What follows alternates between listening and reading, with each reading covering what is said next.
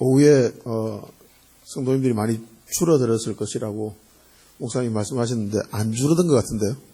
그래서 그리고 1시간을 하고 나면 쉬는 시간 동안 또 많이 가실 거라고 말씀하시는데 그 말씀도 틀리길 바랍니다. 미리 말씀을 드립니다. 오늘은 2강, 이제 이 시간 2강하고 3강을 하면 끝나는데요. 2강은 말씀 묵상을 잘하려면입니다. 그러니까 말씀 묵상을 잘하려면 어떤 조건을 갖추어야 됩니다. 그러니까 저절로 잘 되진 않아요. 훈련이라고 제가 말씀드렸잖아요. 그죠? 저절로 잘 되는 게 있습니다. 뭘까요? 죄 짓는 겁니다. 그죠? 죄 짓는 건 아무것도 노력 안 해도 저절로 너무 잘 돼요.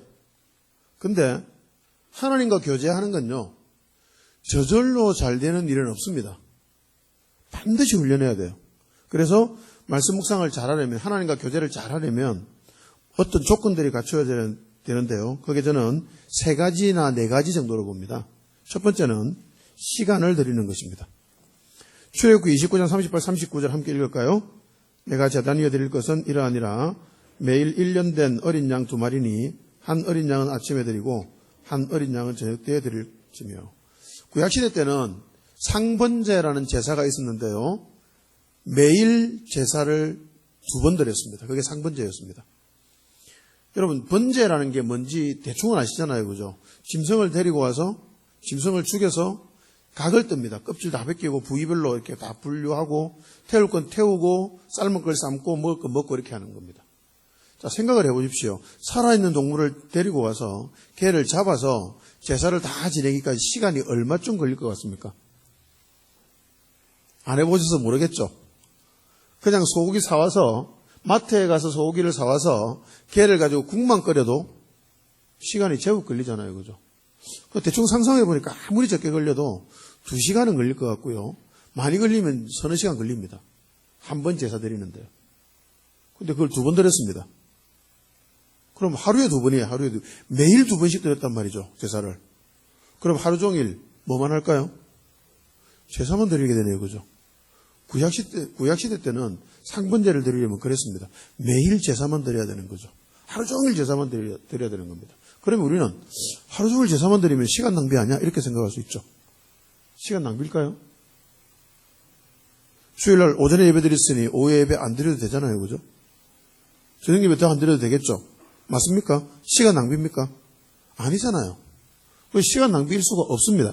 하나님께 예배하고 하나님과 교제하는 시간은요, 절대로 낭비일 수가 없습니다. 그런데 신약시대에 살아가는 지금 우리에게 하나님께서 야, 너희들 상번제 드려.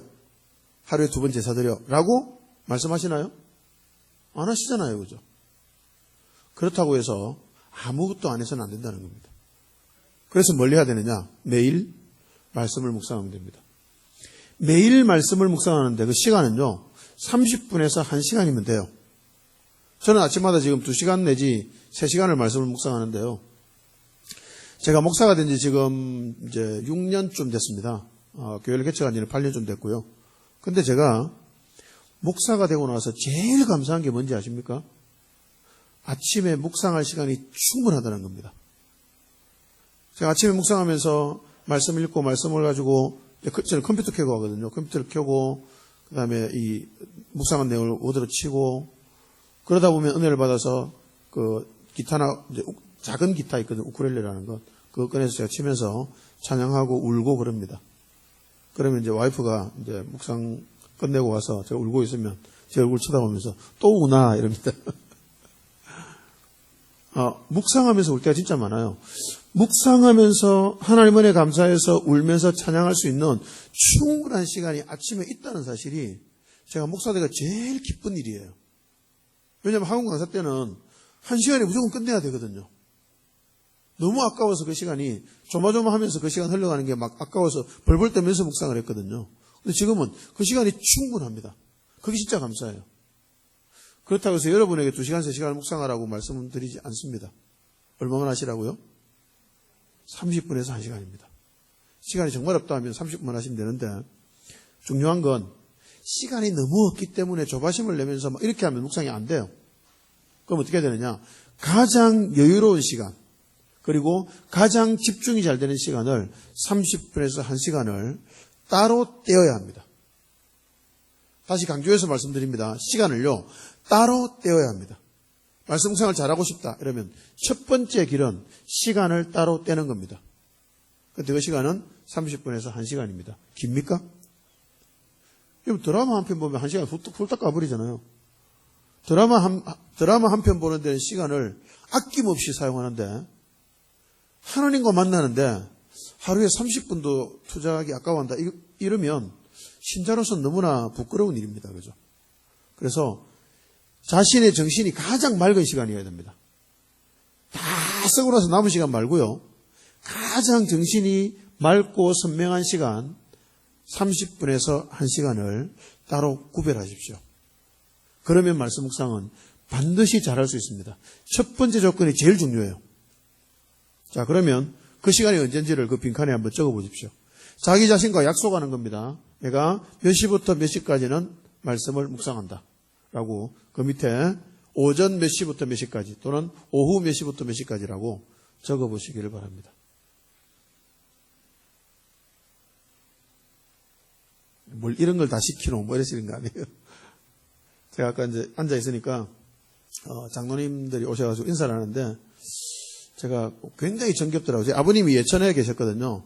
예천에 며칠 전까지 계시다가 몸이 좀 안 좋으셔서 지금 경기도로 오셨는데 예천 분이셔서 말투가 여기랑 똑같잖아요. 그죠?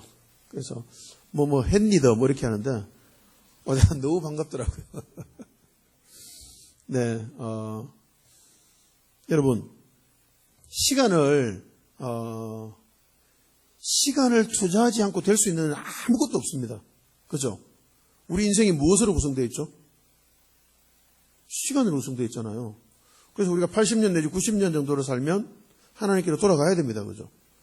근데 시간으로 구성되어 있는데 시간을 하나님께 드리기는 너무 아까워. 그렇다면 우리는 하나님께 아무것도 안 드리는 겁니다. 시간은 못 드리겠는데 내 인생은 하나님께 드리겠어. 이게 말이 됩니까? 전혀 말이 안 됩니다. 하나님께 자신을 드리고 싶다면 시간을 드려야 합니다. 근데 그 시간은 매일 30분에서 1시간. 말씀을 묵상하면서 하나님을 만나는 시간이어야 합니다. 하나님을 만나는 시간이어야 돼요. 사랑한다고 하면서 만나는 시간은 너무 아까워. 사랑하는 걸까요? 안 하는 걸까요? 사랑 안 하는 거잖아요. 제가 연애해봐서 저는 20살에 연애를 시작해서 24살에 결혼했습니다.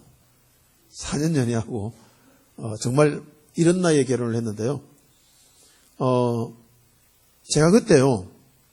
아내를 만나기 위해서라면 몇 시간을 달려가는 것도 아깝지 않더라고요. 그리고 아내는 약속 시간을 좀 안 지켰습니다. 이 여자는 좀 튕겨야 맛인가 봐요. 그죠? 그래서 제가 먼저 가서 저는 약속 시간 30분 먼저 가서 기다리는데 아내는 제일 심한 게 4시간까지 지각해봤습니다. 제가 4시간을 기다렸습니다. 놀랍죠, 그죠? 기다리시더라고요. 왜요? 사랑하니까, 보고 싶으니까. 여러분, 하나님 만나고 싶고 하나님 보고 싶으십니까? 그런데 하루에 30분 내지 1시간도 투자를 못해. 이거는 앞뒤가 안 맞는 말이에요. 내 인생을 하나님께 다 드리고 싶어. 그런데 매일 30분이나 1시간은 절대 말씀 묵상 못하겠어. 너무 어려워. 그러면 이건 모순이라는 거죠. 그래서 여러분 제일 중요한 것은 매일 시간을 떼어서 하나님과의 만남에 드리는 것. 그것이 가장 중요합니다. 다 적으셨습니까? 옆 사람 거 살짝 컨닝해 보십시오. 컨닝해 보시고 이분은 몇 시부터 몇 시까지 만났는지 보셨다가 다음에 만나면 그 시간에 하나님 만났냐고 물어보시기 바랍니다. 서로 확인해야 합니다. 서로. 두 번째요. 장소가 필요합니다. 두 번째 장소가 필요합니다. 방해받지 않고 하나님과만 교제할 수 있는 장소. 자, 집에 골방이나 자기 방이 있으면 제일 좋겠죠. 그죠? 자기 방에 들어가서 묵상하면 되잖아요. 그죠? 근데 저는 젊었을 때는 전혀 그런 방이 없었습니다. 애 키우느라고 막 이렇게 하니까 제 방이 없더라고요. 제 서재가 한 3년 전에 생긴 것 같아요. 그때 제 서재 방이 생기면서 얼마나 감격했는지 모릅니다. 내 인생에도 이런 일이 있구나 이러면서 굉장히 감격했는데요. 서재가 없을 때 제가 어떻게 묵상했을까요? 어디서 묵상했을까요? 차 안에서 했습니다. 그리고 거실에서 할 때는 이제 저희 가족들은 다 알았습니다. 제가 묵상하고 있으니 조용해야 된다는 거. 어쩔 수 없으니까요. 그래서 만약에 자기 방이 없다면 어떤 공간에다가 팻말을 하나 만드는 게 좋아요. 지금은 큐티 중입니다. 이렇게요. 지금은 하나님과 만나고 있습니다라든지. 그럼 팻말을 하나 붙여서 적어두면 그 시간 동안만큼은 방해를 받지 않을 수가 있는 거죠. 정말 장소가 없다. 그럼 어디로 가면 될까요? 거기 가서 문 잠궈도 아무것도 이상하지 않은 곳이 있죠. 화장실입니다. 화장실. 화장실 가셔서 묵상하셔도 돼요. 하나님은 화장실에는 안 계실까요? 계시잖아요. 그죠? 저는 신학교 다닐 때는 전철에서 묵상했어요. 지하철에서 묵상했습니다. 지하철을 1시간 이상 타기 때문에 1시간 이상 타는 그 전철에서 서서도 했어요. 서서 갈 때도 묵상을 했습니다. 묵상을 하면 세상과 나는 강구도 없고 구속한 주만 보이도록 찬양이 있잖아요. 그 말이 정말 실감이 나요. 수많은 사람들이 타고 내리고 막 난리를 부리는데 저는 하나님과 깊은 만남에 취해서 1시간이 흘러가는 그 기적 같은 경험들을 참 많이 했거든요. 내릴 때는 이러고 내립니다. 그냥. 너무 좋더라고요. 그래서 여러분, 장소를 반드시 만드셔야 돼요. 굳이 자기 방이 있는데만 다른 데서 할 필요는 없고요. 자기 방이 있으면 자기 방에서 하시고 없다면 어떻게든 확보를 하셔야 됩니다. 근데 그 장소를 확보해서 그 장소에서 계속 묵상하다 보면 그 장소는요, 거룩한 장소, 즉 지성소가 됩니다. 지성소는 뭐 하는 곳이죠? 하나님과 제사장이 1대1로 대면해서 만나는 곳입니다. 자기만의 지성소가 있어야 돼요. 그 장소를 자기가 만들어서 계속 묵상하다 보면 그곳은 자기만의 지성소가 되어서 그곳에 가기만 하면 저절로 은혜를 받습니다. 저절로. 제가 묵상을 하다가 한 6개월 정도 묵상을 쉬었던 적이 있습니다. 묵상을 하다 보면 쉬게 됩니다. 여러분 묵상 쉬거나 빠지거나 할 때 죄책감 안 가지셔도 됩니다. 대신 그냥 해야 되겠다 싶을 때 빨리 하시면 돼요. 매일 해야 된다고 말씀드리지만 매일 못하게 될 일이 반드시 생깁니다. 그때 명심해야 될 것은 빨리 다시 시작하세요. 빨리. 6개월을 제가 쉬었는데요. 6개월을 쉬고 나서 어느 날 아침에 눈을 딱 떴는데 묵상을 해야 되겠다 싶은 거예요. 마음이 너무 갈급해서 혹시 그런 경험이 있는지 모르겠는데요. 이 심령이요. 쩍쩍 갈라지는 것 같은 거예요. 메말라서. 죽을 것 같더라고요. 너무 힘들어서 오늘은 묵상해야 되겠다고 딱 일어나서 말씀을 묵상하려고 매일 묵상하던 장소가 있었습니다. 상을 하나 펴놓고 성경책 펴놓고 묵상책 옆에 두고 했던 장소가 있는데 이제 6개월 동안 안 하니까 묵상책도 이제 안 받아보고 사지 않았던 거죠. 묵상책도 없고 성경책을 딱 펴서 이제 기도를 했죠. 딱 펴고 기도를 하려고 기도를 딱 시작하는데 하나님께서 먼저 저에게 말씀하시는 것 같더라고요. 뭐라고 말씀하시냐면 이렇게 말씀하셨습니다. 아들아, 내가 너를 매일 아침 이 장소에서 기다렸다. 이렇게 말씀하시더라고요. 여러분 그 음성을 마음속으로 들으면 어떻게 될까요? 짐작하듯이 펑펑 오열하듯이 울었습니다. 정말 엉엉하고 울었습니다. 제가 6개월을 쉬었으니 6개월 동안 하나님과의 만남을 제가 거부하고 산 거잖아요. 처절하게 회개하면서 펑펑 울면서 기도했는데 그 기도가 죄책감에서 나온 기도가 아니었습니다. 하나님의 사랑에 대한, 나를 향한 하나님의 사랑에 대한 감사에서 나오는 기도였습니다. 그러니 회개가 되더라고요. 여러분 회개는요, 하나님의 사랑을 깨달을 때만 나오는 게 회개입니다. 억지로 쥐어짜내서 하는 게 아니고요. 하나님이 나를 사랑하시기 때문에 나의 죄를 마음 놓고 하나님 앞에 고백할 수 있는 게 회개거든요. 저는 그때 진정한 회개를 했던 것 같아요. 얼마나 그런지 모릅니다. 그날부터 묵상이 완전히 새로워지면서 말씀 묵상을 통해서 은혜를 또 새롭게 받기 시작했죠. 그래서 여러분 그 장소가 중요해요. 그 장소가. 저는 그 장소에 매일 가서 묵상을 했기 때문에 저에게는 그 장소가 지성소가 된 거예요. 저만의 지성소. 여러분만의 지성소를 만드시기 바랍니다. 그러면 그 장소에만 가면 다른 장소보다 훨씬 더 은혜가 됩니다. 세 번째요. 큐티는 매일 먹는 영적 양식입니다. 말씀 묵상은 매일 먹는 영적 양식입니다. 매일에 동그라미 하십시오. 매일. 말씀 묵상에서 제일 중요한 건 매일입니다. 매일. 한 번 오랜 시간을 드리는 것보다 매일 짧은 시간을 드리는 것이 경건생활의 비결입니다. 내가 오늘 작정하고 내 인생을 바꾸어 버리라. 내가 하나님과 씨름하리라. 그래서 오늘은 24시간 기도해야지. 그렇게 24시간 기도하는 것보다 매일 30분씩 말씀을 묵상하면서 하나님과 교제하는 것이 훨씬 더 강력합니다. 제가 젊을 때 봤던 책에서 이런 구절이 있었는데 누군지 기억이 잘 안 납니다. 어떤 성자인데요. 그분이 이런 말을 했습니다. 하루에 30분씩 골방에 들어가서 하나님과 만나기를 6개월을 하면 영혼의 부흥을 경험하지 않을 사람이 없다라고 책에서 기록을 해두었더라고요. 굉장히 그 구절에 도전을 받고 은혜를 받았습니다. 하루도 빠지지 않고 여러분 하루에 30분만 하나님과 골방에서 교제해 보십시오. 6개월이 지나면 여러분의 영혼이 엄청나게 부흥해 있다는 사실을 발견하게 됩니다. 반드시요. 정말 그럴까 하고 저는 해봤거든요. 정말 그렇더라고요. 6개월만 쉬지 않고 매일 30분씩을 말씀을 묵상해 보십시오. 여러분의 삶의 컬러가 완전히 달라집니다. 그때부터 신앙의 걸음도 달라져요.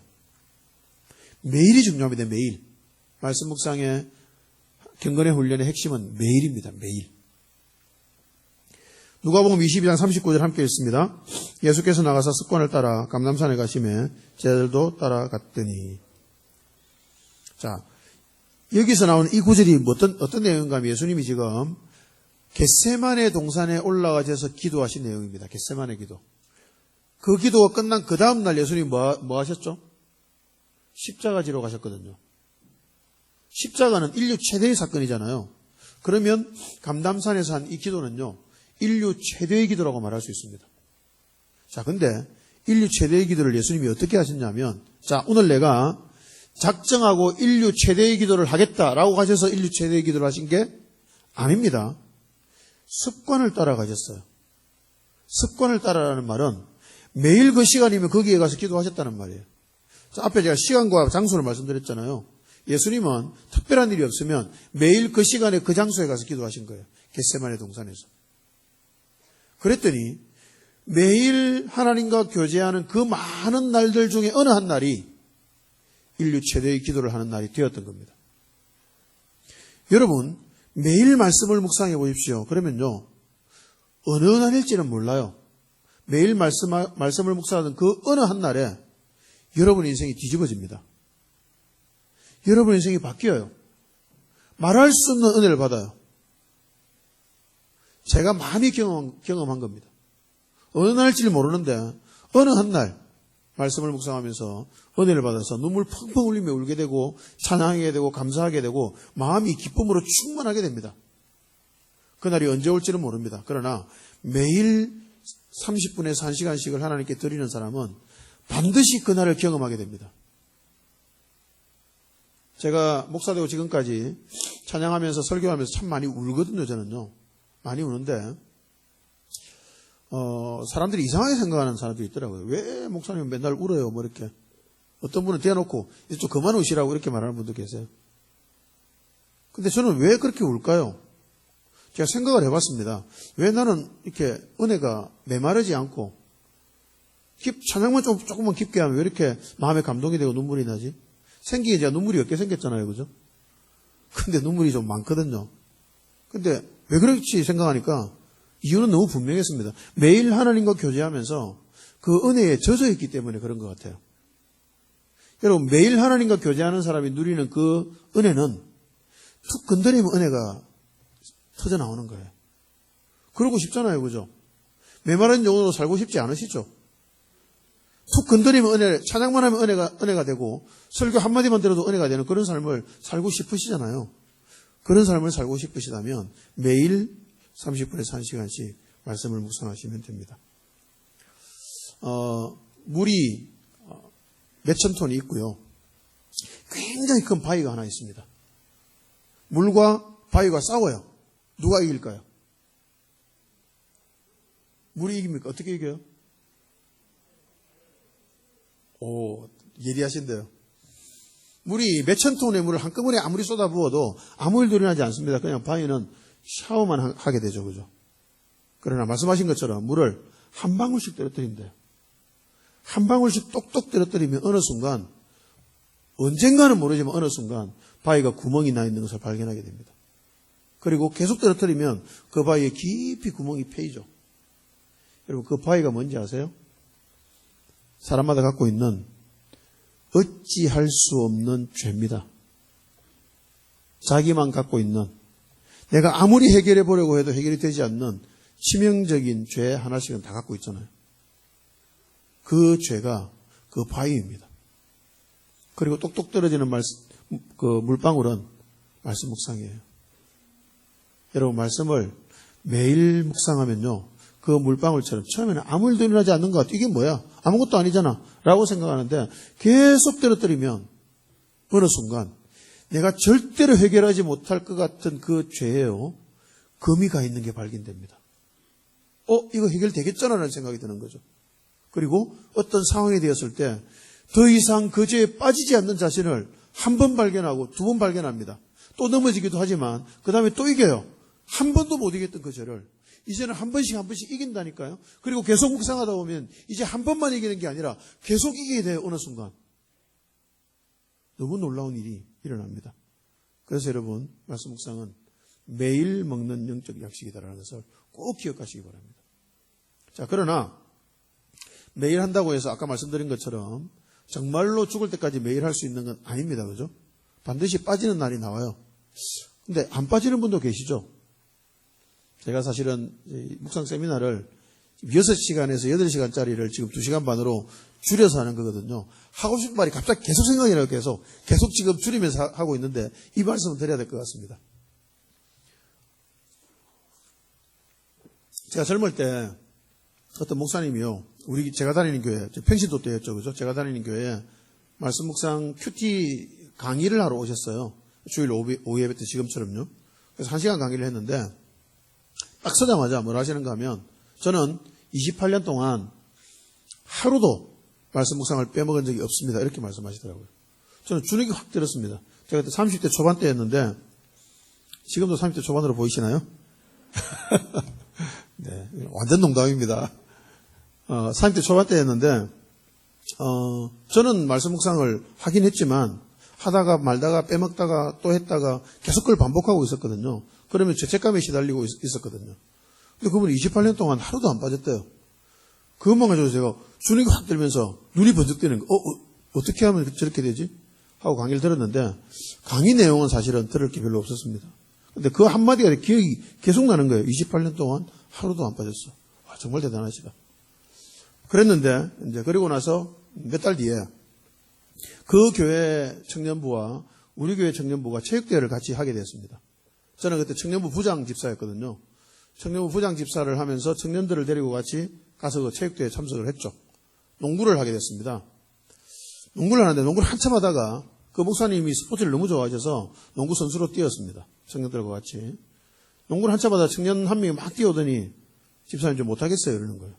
왜? 이러니까 저 목사님이 자꾸 반칙하세요. 이러는 거예요.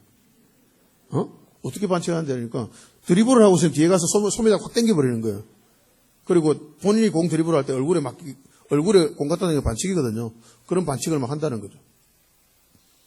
그럴 리가 있나? 28년 동안 말씀을 한 번도 안 빠지고 묵상하신 분이 그럴 리는 없다. 네가 잘못 봤겠지. 아니에요, 집사님, 아니에요. 집사님 한번 선수로 뛰어보세요. 제가 선수로 뛰었죠.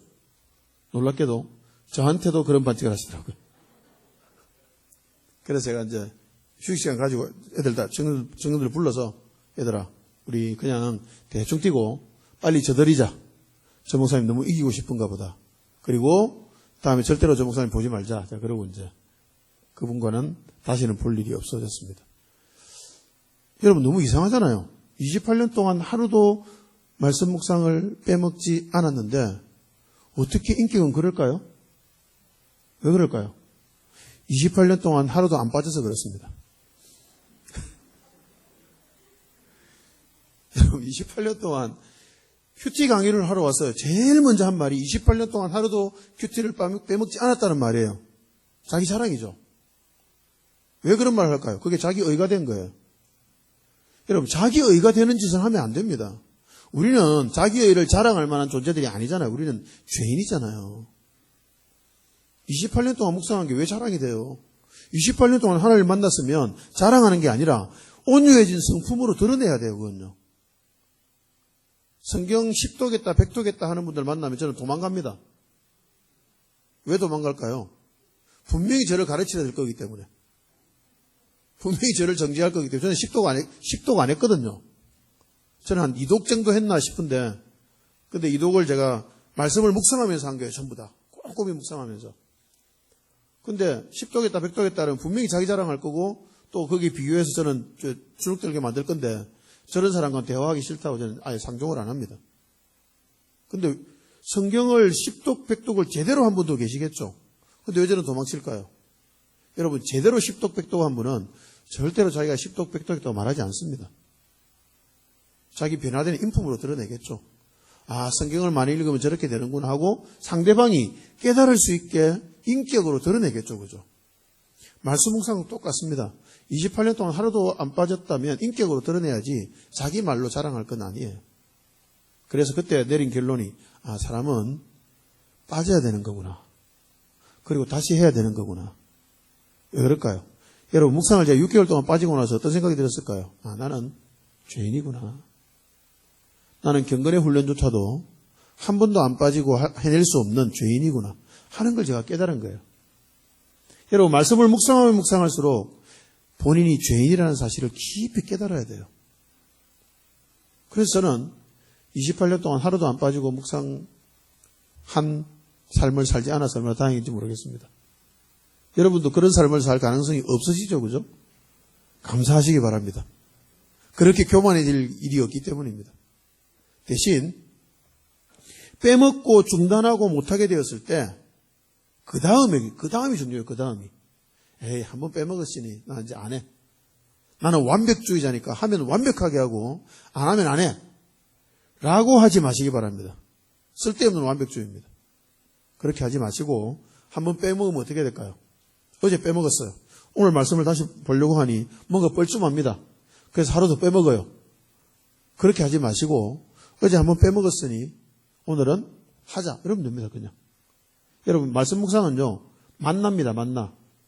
만나는 하루에 몇 번 내렸을까요? 하루에 한 번, 매일 거두러 가야만 됐습니다. 한 번 많이 거두어서 이틀치를 먹을 수 있나요? 없나요? 없죠. 말씀 묵상은 똑같습니다. 이틀치 못 먹어요. 하루분밖에 안 됩니다. 그래서 어제 못 먹었으면 오늘 먹어야죠. 배고프니까요. 그죠? 밥을 한 끼 굶었습니다. 그죠? 그럼 그 다음 끼에, 에이, 나는 완벽주의자라서 한 끼 안 먹었잖아. 그러면 영원히 안 먹어. 이러시나요? 그럴 수 없죠. 어쨌든 기회가 되는 대로 먹잖아요. 그죠? 마찬가지입니다. 말씀 묵상도 빠지게 되면요, 그 다음날 그냥 하시면 돼요. 죄책감 가지지 마시고 그냥 하시면 됩니다. 제가 이 이야기를 계속 길게 말씀드리는 이유는요, 너무 중요해서 그렇습니다. 빠져도 다시 합시다. 따라해 봅시다. 빠져도 다시 하자. 한 번 더요. 빠져도 다시 하자. 빠져도 다시 하시기 바랍니다. 그래서 기억합시다. 큐티는 어떻게 하든지 하는 것만큼 유익합니다. 했습니다. 자, 큰 이분을 보면요, 큐티에 4P가 나오죠. Prayer, Place, Pen, Paper인데요. 자, 이걸 왜 적었냐면 큐티는 이 말씀 묵상은 이 네 가지 요소가 갖추어져야 되는데 기도를 해야 되고요. 그 다음에 장소가 있어야 되고요. 필기구가 있어야 되고 종이가 있어야 됩니다. 근데 이 4P 중에서 두 가지가요. 무엇을 위한 도구죠? 필기구와 종이, 적기 위한 도구죠. 그래서 말씀 묵상은 적어야 됩니다. 한 줄이라도 적으십시오. 한 줄이라도. 예를 들어서 그날 말씀을 다 읽었습니다. 그죠? 그러면 나는 길게 못 적어. 이러면 한 줄 적으세요. 그냥. 오늘 말씀을 보니 나는 이렇게 하는 게 좋겠다라든지 오늘 말씀에 이런 부분에 내가 은혜를 받았다라든지 한 줄 적으십시오. 그리고 조금 더 적을 수 있겠다 싶으면 3줄쯤 적으시고요. 감동이 너무 와서 이제 오늘은 좀 많이 적어야겠다면 10줄쯤 적으셔도 돼요. 저는 그것을 A4지로 보면 한 2-3장 정도를 매일 적습니다. 매일 적어서 페이스북에 올렸습니다. 그렇게 올린 지가 10년, 11년쯤 된 것 같아요. 거의 하루도 안 빠지고 매일 묵상을 해서 올렸습니다. 올리는 이유는 나눔이 되기 때문입니다. 그렇게 적어서 올리면 누군가 그 글을 읽고 공감을 하고 자기 생각을 적고 하면서 나눔이 되거든요. 말씀 묵상은 나중에 방법에 나오겠지만 나눔이 꼭 필요합니다. 그래서 나눔을 위해서 그렇게 적어서 올렸는데 나눔을 하지 않더라도 말씀 묵상을 제대로 하려면 반드시 적어야 돼요. 왜냐하면 적지 않으면 다 날아갑니다. 적지 않으면 날아가요. 가장 진한 연필도 가장 희미한 기억보다는 약합니다. 무슨 말인지 아시겠습니까? 아무리 진하게 나오는 연필도 아무리 연하게 나오는 연필도 가장 진한 기억보다는 더 강합니다. 그러니 적으셔야 돼요. 적어야 남습니다. 그래서 반드시 큐티는 적으시길 바랍니다. 3장으로 넘어갑니다. 이제 방법으로 구체적으로 들어가겠습니다.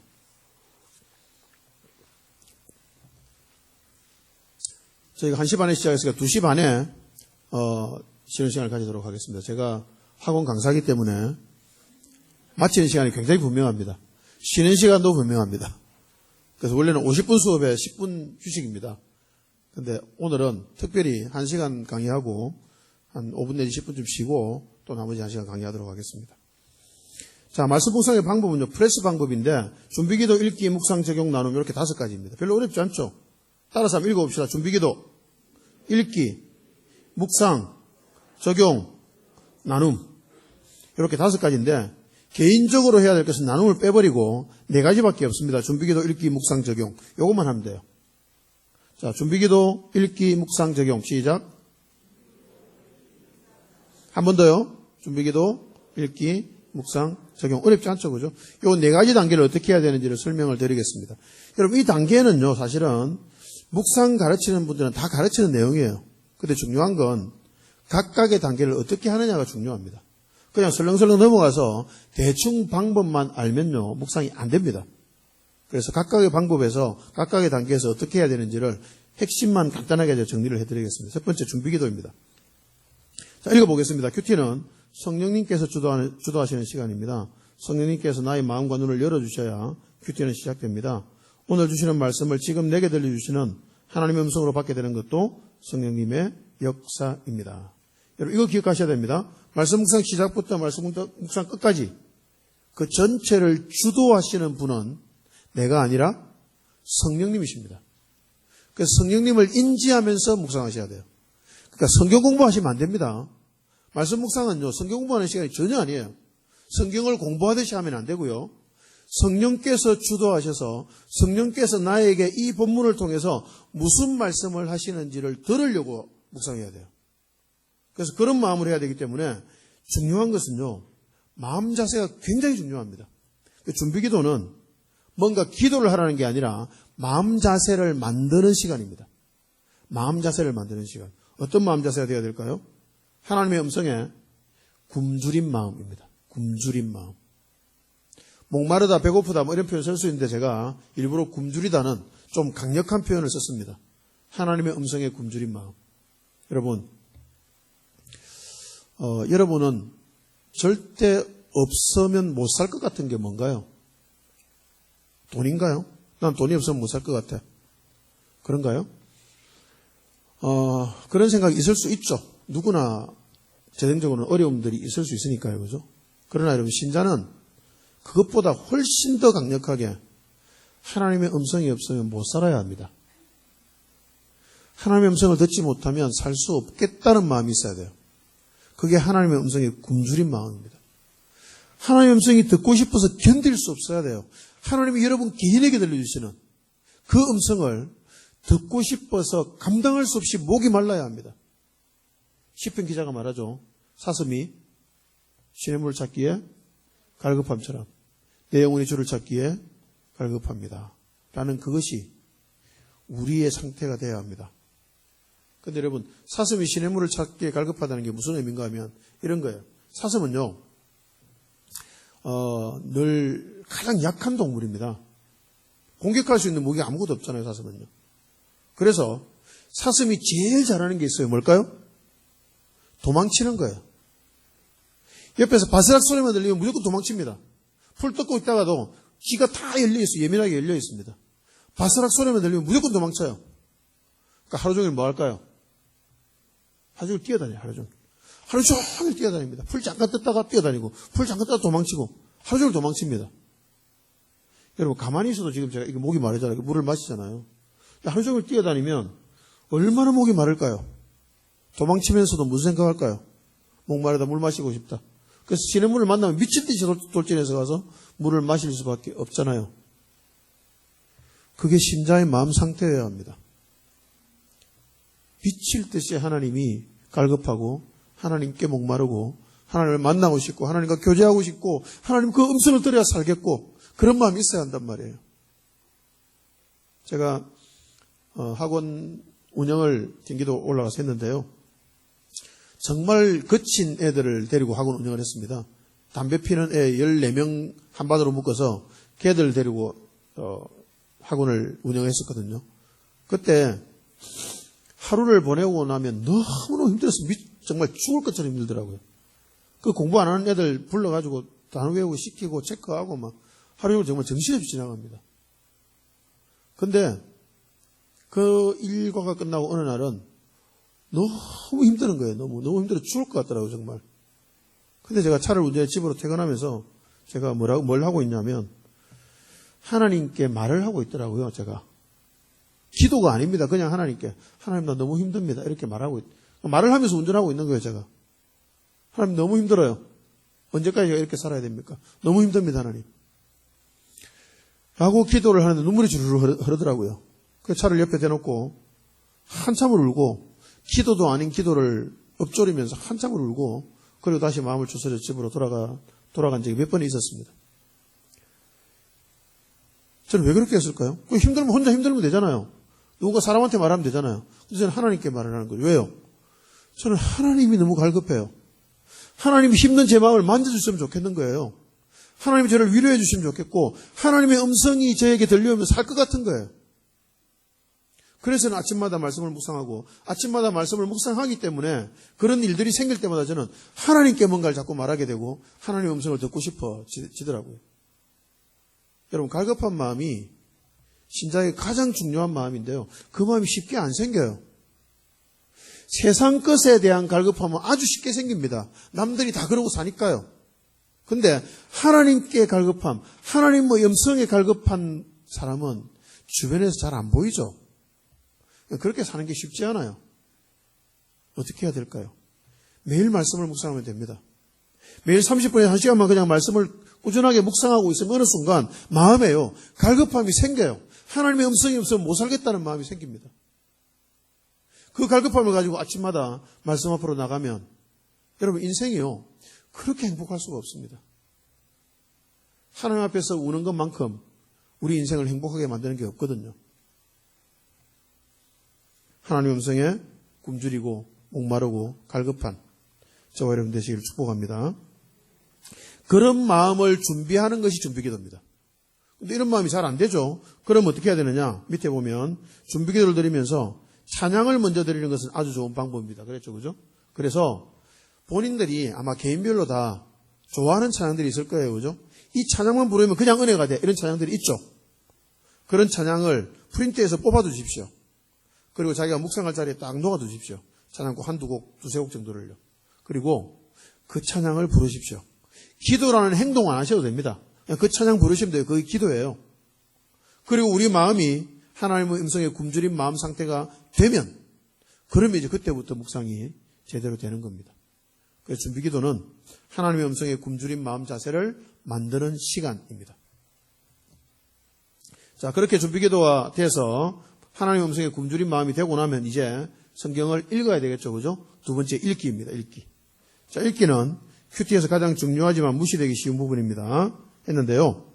자, 읽기가 사실은 말씀 묵상의 그 내용을 다 좌우합니다. 잘 읽어야 돼요, 잘.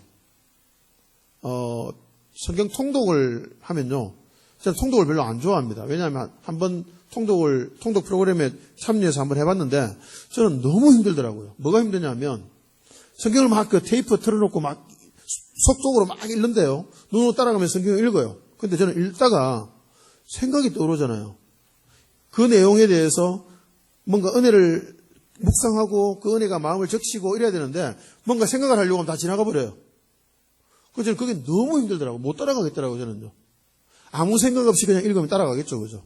근데 생각하고 묵상하려다 보니 못 따라가겠더라고요. 그래서 묵상을 하기 위해서는요, 읽기 방법이 굉장히 중요합니다. 그런 식으로 통독하듯이 읽으면 안 돼요. 그래서 어떤 식으로 읽어야 될지를 그 8가지로 말씀을 드릴 건데, 왜 이렇게 읽어야 되느냐 하면 성령의 도우심 가운데 하나님의 음성을 듣기 위해서입니다. 여러분, 성경을 읽는 목적은 딱 한 가지입니다. 뭘까요? 하나님의 음성을 듣는 것입니다.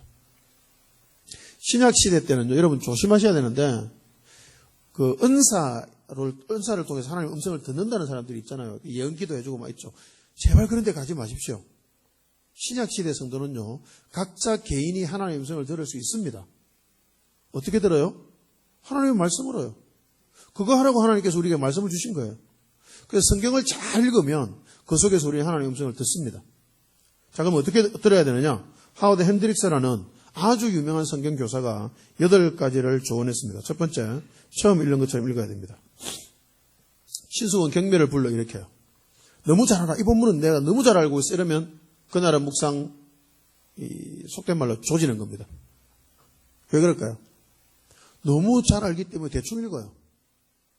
제가 누가복음 15장에 탕자 비유는 설교를 한 30번쯤 들은 것 같습니다. 그 탕자 비유 내용은 제가 너무 잘 알고 있다고 생각하고 설교의 내용들이 약간씩 달랐기 때문에 깨달음도 이제 다 정해져 있는 것 같아요. 30가지로 깨달음이 종류가 있으니까 더 이상 새로운 것이 나올 수 없죠. 그런 본문을 접하면 우리는 그냥 대충 하고 말잖아요. 그죠? 근데 어느 날 제가 그 누가복음 15장 묵상하는데 완전히 내가 알고 있던 것과 전혀 다른 새로운 깨달음이 주어지면서 제 마음에 깊은 은혜가 주어졌던 적이 있습니다. 그걸 경험하고 나서 제가 분명히 깨달았죠. 처음 읽는 것처럼 읽으면 아무리 익숙한 본문이라도 새로운 것이 나오는구나. 그걸 깨달았습니다. 그래서요, 여러분 어떤 본문을 만나더라도 특히 익숙한 본문일수록 처음 읽는 것처럼 읽어보십시오. 그러면 내가 잘 알지 못하고 캐치하지 못했던 부분에서 은혜를 받게 됩니다.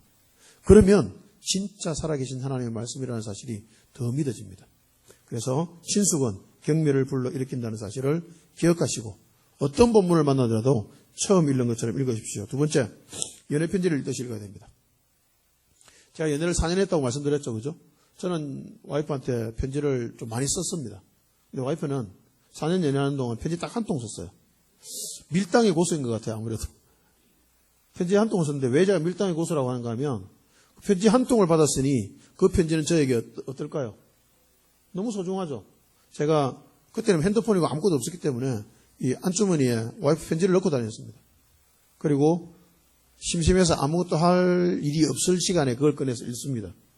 읽으면 그렇게 기분이 좋고 행복할 수가 없습니다. 한 구절 한 구절이 막 마음에 너무 깊이 와닿아요. 저절로 묵상이 됩니다. 아내의 나를 향한 아내의 사랑이 그 한 구절 한 구절 다 느껴지죠. 너무 좋더라고요. 결혼하고 나서 나중에 그 편지를 잃어버렸는데 결혼하고 나서 어딘가에서 발견을 했습니다. 그걸 다시 읽어봤죠. 손발이 오그라들어서 도저히 못 읽겠더라고요. 자, 근데 연애할 때는 그렇게 감동적으로 읽었단 말이죠. 성경을 그렇게 읽어야 됩니다. 근데 성경은요, 우리를 향해 쓰신 하나님의 연애편지입니다. 성경이 연애편지예요. 근데 우리 그 연애편지를 아무 감흥 없이 읽고 있는 거죠. 그래서 연애편지 읽듯이 읽으면 성경 구절 하나하나가 놀랍도록 새롭게 우리에게 다가올 겁니다. 세 번째, 탐구하는 자세를 읽어야 됩니다. 생각하면서 읽어야 됩니다. 멍한 상태에 절대 안 됩니다. 저도 경험이 있습니다. 성경을 눈으로 읽는데 마음은 딴 데가 있어요. 입으로 소리 내면서 읽는데 마음은 딴 데가 있어요. 그럴 때가 있죠. 그렇게 해서는 안 돼. 묵상은 절대로 그렇게 하면 안 됩니다. 그래서 우리 매일 성경 본문 보시면 하루에 10절에서 20절 사이 정도밖에 안 돼요. 별로 길지 않습니다. 근데 그 길지 않은 본문의 내용을 집중해서 읽는 게 생각보다 만만치 않습니다. 자꾸 딴 생각 떠오르죠. 특히 주부분들은 그 성경 구절 읽다 보면 오늘 빨래해야 되는데 반찬 뭐 하지? 이런 생각 막 떠오르잖아요. 어떻게 아느냐? 질문을 실제로 받았습니다. 목사님 자꾸 그런 생각이 떠올라요. 어떻게 해야 될까요? 어떻게 해야 될까요? 방법이 있어요. 묵상책 옆에다가 떠오르는 거 다 적어두십시오. 이렇게. 설거지, 빨래, 다 적으세요. 다 적어놓고 잊어버리고 다시 묵상하면 됩니다. 적어놨으니까 나중에 챙겨서 하면 되잖아요. 그죠? 어떤 방법을 쓰더라도 오늘 주어진 본문 10절에서 20절 그 본문이 하나님께서 나에게 주시는 음성이라는 사실을 믿고 온전히 집중해서 생각하면서 읽어야 됩니다. 생각하면서 읽어야 하나님의 음성을 들을 수 있습니다. 네 번째, 반복해서 읽어야 됩니다. 그래서 다른 방법, 다른 번역본을 통해서 여러 번 읽어야 되는데요. 저는 새번역 성경을 주로 봅니다. 주로. 그래서 새번역 성경을 읽기를 권해드리고 특히 청소년들은 새번역이나 쉬운 성경을 사서 선물하십시오. 청소년들에게는. 청소년들은 개역개정 성경 읽으면 안 됩니다. 무슨 말인지를 몰라요. 어른 우리가 봐도 한 번씩 잘 모르잖아요. 그죠? 그게 왜 모르냐면 1930년대에 번역되었던 그 어투가 굉장히 많이 그대로 있습니다. 그러니 어려운 말들이 너무 많잖아요. 그죠? 그래서 새번역으로 바꾸시면 좋습니다. 묵상할 때는 특별히. 그래서 새번역이나 쉬운 성경 번역본들을 가지고 여러분 적어도 3번 이상 읽으십시오. 한 번 읽고 본문이 완벽하게 이해될 수 없거든요. 적어도 3번에서 5번 정도는 꼼꼼하게 정독하셔야 됩니다. 정독. 그 다음에 분석적으로 읽어야 됩니다. 누가, 왜, 무엇을, 어디서, 언제 등의 질문을 던져가면서 질문에 동그라미 하십시오. 묵상에서 제일 중요한 건 질문입니다. 여러분 성경을요 아무 생각 없이 아무 의문 없이 읽으면 아무 일도 일어나지 않습니다. 궁금함이 생겨야 돼요. 말씀을 읽다가 궁금해져야 됩니다. 그 질문을 던져야 됩니다. 그 질문에 대해서 성령께서 우리에게 깨닫게 하시면서 하나님의 음성을 들려주시거든요. 그래서 질문을 하면서 누가라는 질문, 특히 왜라는 질문을 많이 하시면서 본문을 읽으시길 바랍니다. 6번째, 기도하는 자세를 읽으라 했습니다. 제가 말씀드렸죠. 묵상 시작부터 묵상 끝날 때까지 모든 시간은 누가 주도하신다고요? 성령께서 주도하십니다. 그 말은 성령과 함께하는 시간이니까 당연히 기도의 시간이죠. 그래서 묵상 전체의 시간은 기도의 시간입니다. 그러니 묵상하는 전체 과정 동안 우리는 기도하는 마음 자세를 유지하고 있어야 합니다. 8번째, 망원경 시각을 묵상하면서 읽어라. 묵상이 뭐냐면 머리에서 가슴으로 내려오는 겁니다. 아까 제가 공부하지 말라고 했잖아요. 그죠? 공부가 아니고 일단 공부의 과정을 거칩니다. 그러나 공부의 과정으로 깨닫고 알게 된 그 사실이 우리의 마음에 느껴져야 돼요. 느낌으로 와야만 묵상이 되고 느낌으로 와야만 그게 하나님의 음성이 되는 겁니다. 그래서 그런 과정이 오도록 기다릴 필요가 있습니다. 8번째, 망원경 시각을 가지고 읽어야 됩니다. 나무만 보지 말고 숲을 보려고 노력하면서 했는데 한국 교인들이요 성경 구절을 잘못 사용하는 것들이 제법 있죠. 구절 한 개만 딱 뽑아가지고 그 구절을 자기 임의대로 해석합니다. 그리고 그게 하나님의 말씀이래요. 아닙니다, 여러분. 하나님의 말씀은요 그 구절 앞뒤에 연결되어 있는 거예요. 그래서 그 구절 앞뒤에 연결되어서 그 한 덩어리가 하나님의 말씀이에요. 그러니 그 중에서 그것만 싹 빼서 하나님께서 말씀하신 의도와 다르게 활용하면 그것은 이단되는 겁니다. 그래서 망원경 시각을 가지고 읽으란 말은 그날 본문 중에서요 한 절만 쏙 빼서 문맥과 상관없이 한 절만 쏙 빼서 읽지 마시고 국어 공부 하셨잖아요. 그죠? 그 단락 전체를 읽어야 돼요. 그 단락 전체에서 말하는 게 뭔지를 찾고 그리고 한 구절에서 은혜 받으면 그 구절이 단락 전체와 연결되는지를 반드시 살펴야 됩니다. 예를 들어서 내게 능력 주시는 자 안에서 내가 모든 것을 할 수 있느니라 라는 구절이 있죠. 그래서 그거 가지고 할 수 있다 하면 된다 뭐 이렇게 하잖아요. 완전 잘못하는 겁니다. 그 구절은 그렇게 사용될 구절이 아니거든요. 왜냐하면 앞뒤 문맥을 보면요. 그 구절은 뭔가 하면 내가 풍부에 처할 줄도 알고 비천에 처할 줄도 알아서 모든 일에 배부름과 풍부와 비천에 처할 일체의 비결을 배웠다 이렇게 나오거든요. 그 구절과 연결되는 내용입니다. 이게 무슨 말인가 하면 하나님께서 나에게 은혜를 주셔서 능력을 주셨는데 어떤 능력인가 하면 가난해도 믿음을 저버리지 않을 능력을 주셨어. 부유해도 타락하지 않고 믿음을 붙들고 살 수 있는 능력을 주셨어. 그 말입니다. 어떤 상황이 와도 믿음은 저버리지 않은 능력을 하나님께서 나에게 주셨다라는 말을 하고 싶은 건데 할 수 있다 하면 된다 하면서 막 이 불가능한 일을 가능케 하라 뭐 이렇게 나오는 것은 성경을 왜곡하는 겁니다. 그러니 전체 문맥 안에서 성경을 보십시오. 문맥을 잘 모르겠다. 그때 필요한 분이 누굴까요? 목사님이에요. 목사님께 질문하셔야 되죠. 그래서요, 말씀 묵상은 공동체가 함께 해야 됩니다. 혼자만 하면 안 돼요. 공동체가 함께 묵상하고, 그래서 목사님의 도움을 받고, 그렇게 해서 묵상을 교정해 나가고, 바르게 해 나가고, 그렇게 해야만 되는 겁니다. 자, 이렇게 8가지 조언을 했는데요. 이제 구체적으로 어떻게 읽어야 되느냐? 첫 번째, 눈으로 전체를 쭉 읽으면서 전체의 흐름을 잡습니다. 첫 번째요. 두 번째, 천천히 소리내어서 음성을 듣듯이 읽는다. 세 번째, 단어 하나하나에 주의를 기울이며 읽되 문장과 문장 사이에 잠시 띄었다가 읽는다. 이건 뭐냐면 세 번째는 히브리식 읽기라고 하는데요. 히브리식 읽기는 이렇게 읽는 겁니다. 여호와는 나의 목자시니 내게 부족함이 없으리로다. 이렇게 읽는 겁니다. 중간에 틈을 주는 거죠. 그러면 여호와는 나의 목자시니 하고 쉽니다. 그러면 어떤 생각이 들까요? 여호와는 나의 목자시니가 우리 마음속에 울림으로 다가옵니다. 느껴지죠. 제가 말씀을 읽을 때는 가슴으로 내려오는 게 중요하다 했잖아요. 그죠? 그러면 가슴으로 느껴지기 시작해요. 그게. 내게 부족함이 없으리로다. 이러면 또 쉬는 거죠. 잠시 쉬면 내게 부족함이 없다는 게 묵상이 되는 거죠.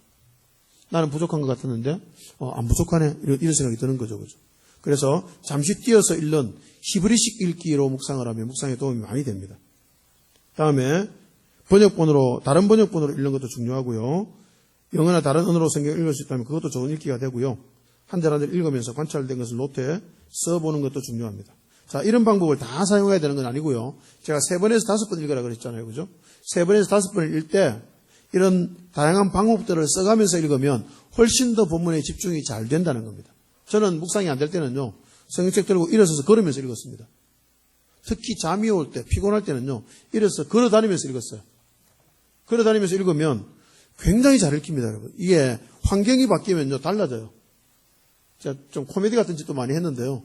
누워서 이렇게 보고 읽기도 했습니다. 일부러. 책상에 앉아 있다가 일부러 누워서 이렇게 읽기도 하고. 위치를 바꾸면 글이 달라 보이기도 하거든요. 그래서 굉장히 다양한 방법을 써가면서 어쨌든 읽기에 집중할 수 있도록 해야 됩니다. 경건한 자세가 중요한 게 아니라 경건한 마음이 중요하거든요. 그래서 자세가 아니라 마음을 일깨우기 위해서 쓸 수 있는 모든 방법을 사용해 보면 좋겠습니다.